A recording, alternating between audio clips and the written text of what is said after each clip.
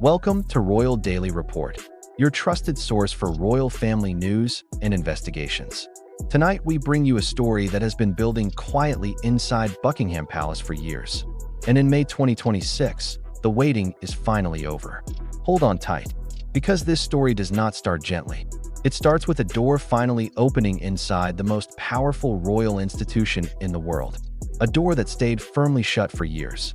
And behind it, according to sources who know exactly what happened, the Crown has approved something extremely serious. Not a warning, not a temporary measure. Final orders. Orders that will permanently and completely change the future of two children.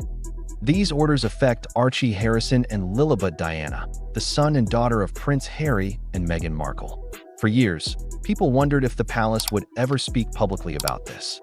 The world waited, watched, whispered, and guessed. Buckingham Palace said absolutely nothing, and that silence became its own kind of mystery. But now, according to sources close to the institution, the silence has ended. The royal family, the same institution that runs entirely on rules, duty, and centuries of unbroken history, has quietly moved forward. And the move is about as final as anything the palace has ever done. According to insiders, the Crown has chosen to remove Archie and Lilibet's claim to royal identity completely. No ceremonial titles, no recognition as future heirs, no position in the official line of succession, not even a formal mention in the official records that document the continuing story of the British monarchy. And here's the part that makes this truly shocking. The palace did not announce this on television. They did not call a press conference. They did not send invitations or blow royal trumpets. They simply filed the documents. Coldly, silently, finally. Why? Because for the monarchy, this is not emotional. It is not personal revenge. It is not punishment driven by family conflict. It is something far more powerful and far more permanent than any of those things. Protocol. Subscribe to Royal Daily Report right now and hit that notification bell. This is a story you absolutely cannot afford to miss. To understand why the Crown acted now, and why this move is being described as permanent, we need to travel back more than 100 years to a king who shaped the entire identity of the royal family with a single document that still controls royal life today. The year was 1917. The world was at war. Empires were collapsing around the edges. Kings across Europe were fighting to hold their nations together. And inside Buckingham Palace, King George V made a decision that would echo through the entire next century. He signed what became known as the Letters Patent of 1917, a set of royal rules so strict and so precise that even the most modern members of the royal family remain fully bound by them today. These rules exist to answer one fundamental question: who is truly royal? Not who feels royal, not who is popular with the public, not who has a famous parent or a well-known name, but who is officially and permanently recognized by the Crown as a prince or princess. King George V created three specific requirements, three boxes that must be checked without any exceptions whatsoever. First, legitimate royal bloodline. The child must come from the royal family in a way the Crown officially and formally recognizes. Second, official birth registration with the Crown. The birth must be properly documented according to royal standards. Witnessed, verified, recorded in the official royal archives. Third, connection to the Church of England. A royal christening is not simply a tradition or a family celebration. It is a legal and spiritual seal, one that formally and permanently ties the child to the monarchy and to the institution the monarchy is built upon. These laws were designed to protect the Crown from confusion, from outside influence, and from political threats.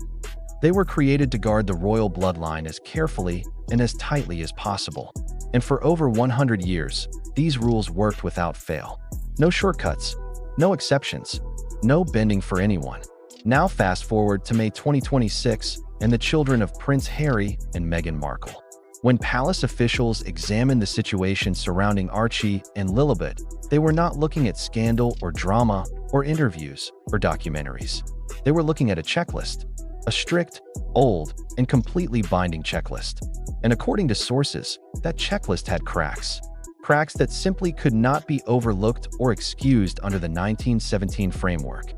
Do not forget to subscribe to Royal Daily Report for more exclusive royal updates. The first problem began the very moment Archie entered the world. Archie Harrison Mountbatten Windsor was born in 2019. At first, everything appeared completely normal. Royal fans celebrated. News outlets announced the birth with great enthusiasm.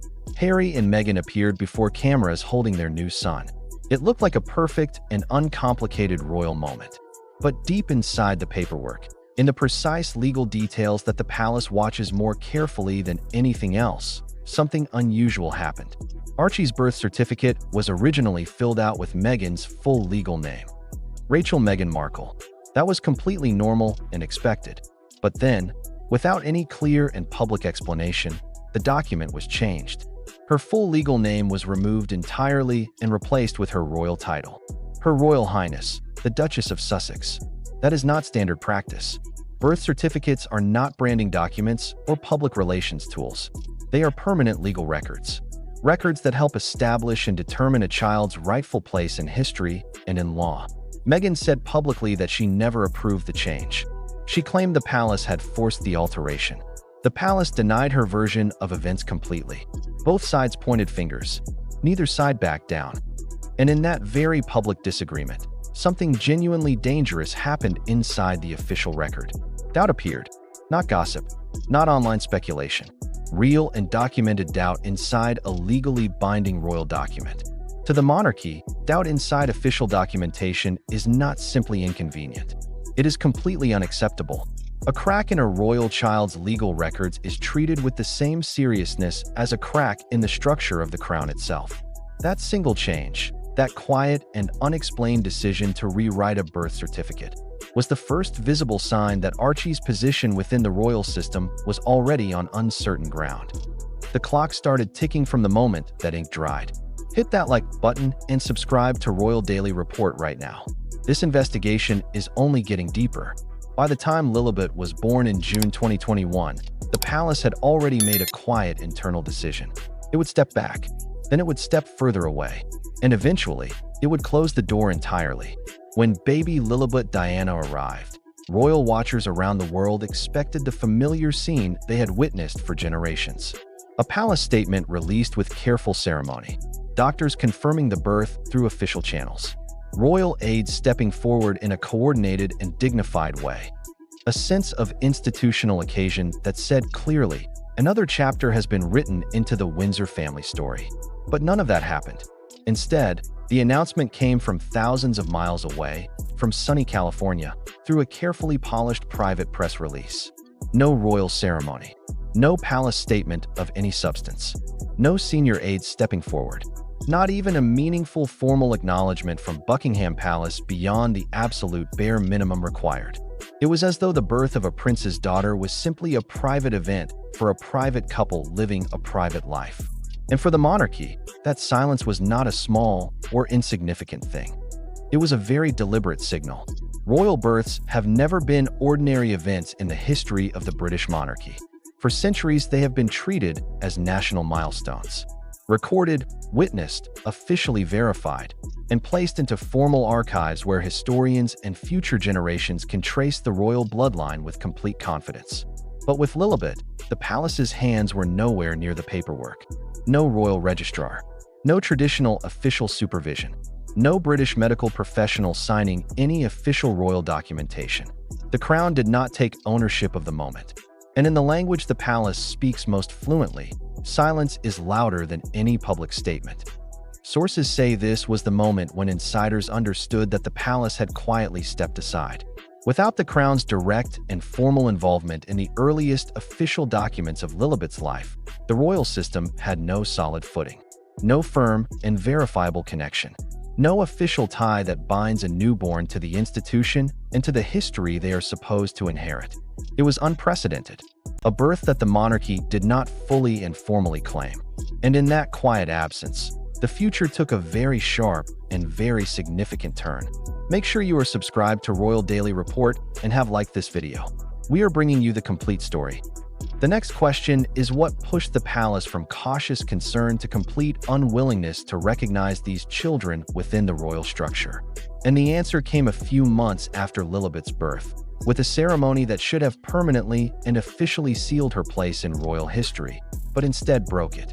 Months after her birth, Meghan proudly announced that her daughter had been baptized in California. Photographs were taken. Guests attended. The ceremony was filled with family warmth and genuine celebration. But inside Buckingham Palace, the reaction was something very different. According to sources, the Church of England, the very religious institution that is woven into the deepest foundations of the British monarchy, did not recognize the California baptism as an official royal christening. And without that recognition, the royal system has no record of Lilibet's formal spiritual connection to the crown. This detail may seem minor to people outside the royal world. Inside it, the detail is enormous. A royal christening is not simply a religious occasion or a family celebration. It is a formal and legally significant seal. A declaration, conducted by royal clergy, witnessed by royal officials, and recorded by royal representatives, that states clearly and permanently that this child belongs to the crown and to the institution the crown represents. None of those elements were present in California. No archbishop, no Church of England registrar, no royal oversight of any kind. And because of that absence, the baptism, in the eyes of centuries of royal protocol, simply did not count. This placed Lilibet in what insiders describe as a deeply uncertain position. Loved completely by her family, celebrated warmly by her parents, but entirely unrecognized by the monarchy she was supposed to be connected to by blood and by birth. Two serious cracks now existed. One in Archie's birth documentation, one in Lilibet's christening. And as those cracks spread, the foundation of everything that Meghan had publicly built around her identity and her family's future began to tremble in a way that no interview or documentary could stabilize. Do not miss a single update. Subscribe to Royal Daily Report and turn on your notifications right now. To understand the true significance of what the palace decided, you have to understand what Meghan had constructed around herself and her children from the moment she entered the royal world. From that moment onward, her identity transformed completely and permanently. She was no longer simply Meghan Markle. She became the Duchess of Sussex, a globally recognized figure wrapped in royal prestige, royal symbolism, and the powerful public identity of royal motherhood. Her interviews carried that royal glow. Her documentaries carried it. Her podcasts, her publishing deals, her photo shoots, and her newly launched lifestyle brand, American Riviera Orchard. Every single project shimmered with the faint but unmistakable and commercially valuable aura of the British royal family. A duchess raising royal children in California. A woman whose life carried the rare and genuinely unique combination of Hollywood glamour and British monarchical heritage. But that aura only functions if the royal connection is real and officially recognized. If the titles exist. If the institution still formally claims her children. If the lineage is documented and verified. Because without those things, the entire story changes its meaning completely. Instead of a modern royal making a courageous break from rigid tradition, she becomes a celebrity couple living in an expensive house in California. Instead of a mother raising two young heirs to centuries of history, she becomes a mother raising two private American children. Instead of a duchess helping to shape a future royal dynasty, she becomes a former member of the royal family trying to hold on to a connection that the institution has formally and finally withdrawn. Sources say Meghan understood the significance of this more deeply than anyone around her. Her public identity and her commercial brand were not built on scandal or conflict or media interviews alone. They were built on heritage. And that heritage lived and breathed through Archie and Lilibet. Their titles, their status, and their recognized place within royal history were the backbone of everything she had carefully and strategically built. The reason people watched, the reason people listened, the reason people cared enough to subscribe, to buy, and to engage. With the palace moving to formally remove her children's royal identity, that backbone began to fracture. And for Meghan, according to sources, this was not simply a matter of paperwork or legal procedure. It was a direct and devastating attack on her identity. By the time the cracks in Archie and Lilibet's official status became impossible for the palace to overlook, Prince Harry could feel something slipping away that went much deeper than titles or succession rights. According to sources familiar with private conversations from this period, Harry began making phone calls late into the night. Not calls filled with royal formality, Not calls filled with the kind of controlled anger that characterizes public royal disputes. Calls filled with genuine and raw fear. Harry, the boy who grew up inside palace hallways, who heard the sound of guards changing outside his window, who understood from childhood what it meant to carry a royal name, found himself standing completely on the outside, watching doors close in front of him that he had once walked through freely. And the thing hurting him most was not the loss of anything for himself. It was the thought of Archie and Lilibet losing something they had never asked for and had done absolutely nothing to forfeit. Something he believed with his whole heart was theirs by blood and by right. Sources claim he appealed to the palace directly. He explained that stepping back from working royal duties should not mean stepping away from the Windsor bloodline entirely. He believed his children were still fully entitled to their place within the royal structure. They were still the grandchildren of a king. They still carried the same blood that runs through the House of Windsor. They had done nothing wrong. They deserved nothing less than full recognition. But the palace's response was not warm. It was not sympathetic. It was not the response of an institution looking for a way to find middle ground. One aide reportedly told Harry in the most controlled and measured terms imaginable, "This is not about emotion. This is about order, lineage, and the future of the crown." For Harry, it was like walking into a wall of solid ice. A wall that would not soften. A wall that reminded him with complete and unyielding clarity that the monarchy is bigger than any individual. Even a prince who once ran through the corridors of Buckingham Palace as a child. And when Harry finally understood that no amount of pleading or explanation would change the palace's position, something inside him broke. He was not simply losing an argument. He was losing the legacy he had believed he could pass forward to his son and daughter. A legacy now slipping quietly and permanently into silence. Subscribe to Royal Daily Report right now for daily royal news and exclusive investigations. Like this video and share it with someone who needs to understand what is truly happening inside the royal family in 2026. And so the palace made its final move. In the world of royalty, the most powerful and most consequential decisions are never delivered through speeches or press conferences. They are delivered on paper, in ink, in the quiet turning of pages behind palace doors that the public never sees. According to insiders, the Crown finalized the documents that officially removed Archie and Lilibet from the royal structure entirely. The decision was not written in dramatic language. It was not accompanied by public ceremony or formal announcement. It was written the way the monarchy has always preferred to write its most serious decisions. Quietly, confidently, and permanently. The consequences were brutal in their simplicity. No prince or princess titles. No ceremonial roles of any kind. No future royal duties. No position in the official line of succession. No place in the formal records that document the recognized heirs of the British crown. Within the pages that record royal history, the books where the names of princes and princesses are preserved for centuries, Archie and Lilibet's names would not appear as heirs. Not as future royals. Not as part of the institution their father was born and raised inside.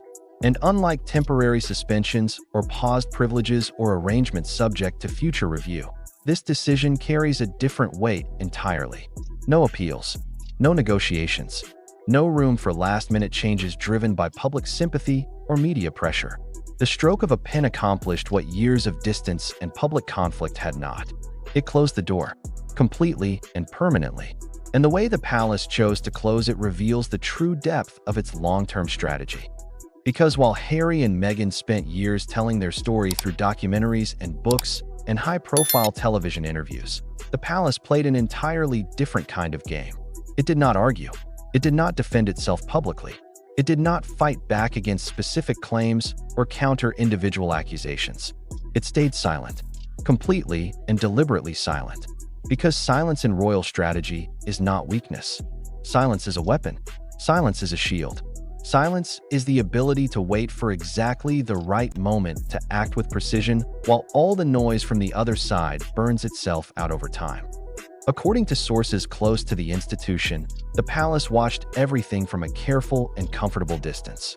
The interviews, the claims, the public revelations, the documentaries, all of it, without rushing, without reacting, without giving the Sussex brand the conflict and the ongoing drama it needed to stay commercially relevant. The Crown does not compete in public opinion battles. It plays the longest game of all, the generational game. And when the moment was exactly right, it made one precise and surgical move. Not directly against Meghan, not directly against Harry as an individual, but against the very foundation of their entire public identity and commercial brand. By removing that foundation, the Crown took away the one thing that made the Sussex narrative genuinely and meaningfully royal. Without titles, there are no young heirs to speak of.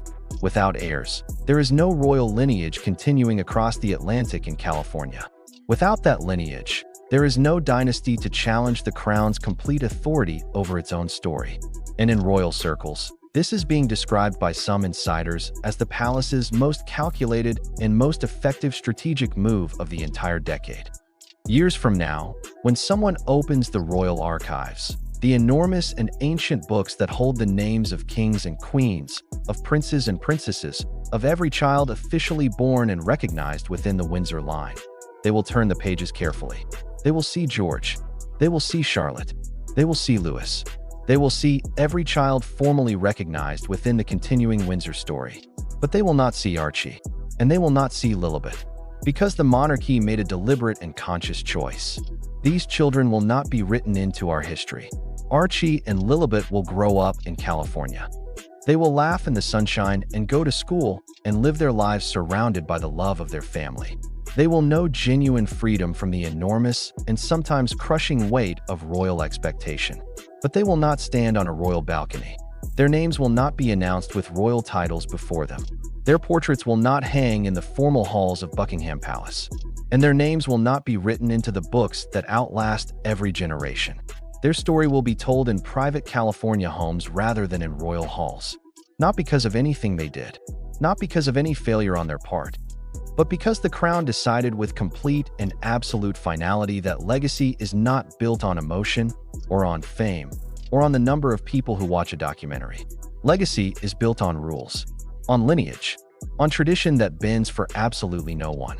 And so Archie and Lilibet will be remembered as the children of Harry and Meghan, but not as the children of the Crown. And that silence, the silence of their names missing from the pages of royal history, is louder than any interview ever broadcast, louder than any book ever published, louder than any scandal that ever made the front pages of every newspaper in the world. It is final, it is permanent, and it is the quietest and coldest move the palace has ever made. The monarchy never raises its voice. It never needs to. Its silence has always been, and will always be, the loudest sound in the room. That is all for today's breaking coverage here on Royal Daily Report. Thank you for watching. Do not forget to subscribe to Royal Daily Report and hit that bell icon to stay updated with the very latest royal news and investigations. We bring you the stories that truly matter, the truth behind the palace walls. Until next time, stay informed and stay connected with Royal Daily Report.